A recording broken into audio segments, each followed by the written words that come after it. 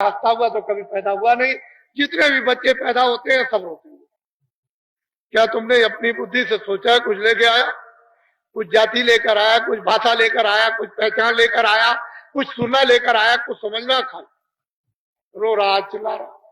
काहे में चिल्लाता है? दर्द, पीड़ा में चिल्ला।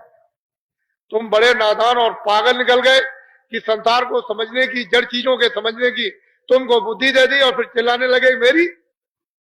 वो ऐसा मतलब नादान है कि जाते वक्त में एक मारेगा पीछे से ठोकर, तुम गिर जाओ।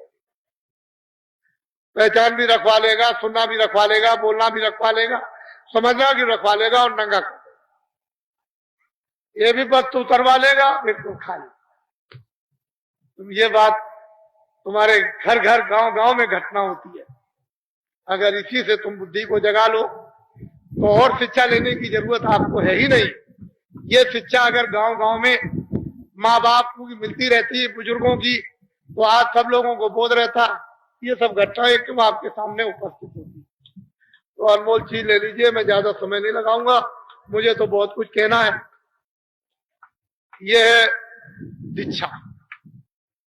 अभी जो दूंगा दीक्षा, मंत्र, उपदेश, आत्मधन।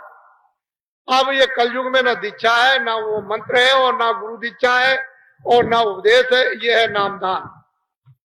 इससे बढ़कर के दूसरा कोई दान नहीं।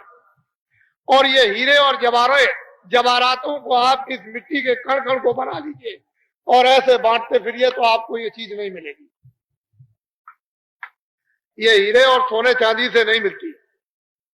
जब उसकी कृपा और दया मेहरबानी हो जाएगी उन फकीरों पर और महान आत्माओं पर, और वो आदेश जब दे देंगे कि बरसात कर दो, तब आत्मधन की वर्षा होती है। इसके पहले तो आप इस अवसर को तो चूकिए नहीं, क्योंकि ये चीज मिलने वाली नहीं है। और जो मिल रही उसको संभाल के रखिएगा, फेंक मत दीजिएगा। ये मैं जानता हूं कि महात्माओं का परिश्रम, मेहनत व्यर्थ नहीं जाती। उनकी मेहनत, जो बीज डाल देते हैं पड़ा रहेगा, जब वो ऋतु और मौसम आएगा तो बीज जम जाएगा। इसलिए महात्माओं की मेहनत, परिश्रम कभी व्यर्थ है किसी भी युग में। सतयुग हो, त्रेता हो, द्वापर हो या कलयुग हो, उसमें जब बेकार नहीं जाएगा। पर आप उसका उपयोग क्यों न ले लो उपस्थिति में, मौजूदगी में। ये नहीं कि आपने कोई बड़ी चीज पाई और उसको रख दिया और फिर उसके बाद जब समय आया, आपको चेतना आई तो कहे भाई हमारी तो चीज कहाँ है, तो ढूंढने लगे, वो तो अब गायब हो गए। फिर अफसोस करते रह जाओ। और समय उतना ही है, सीमित। दूसरा समय तो आपको मिलने वाला नहीं।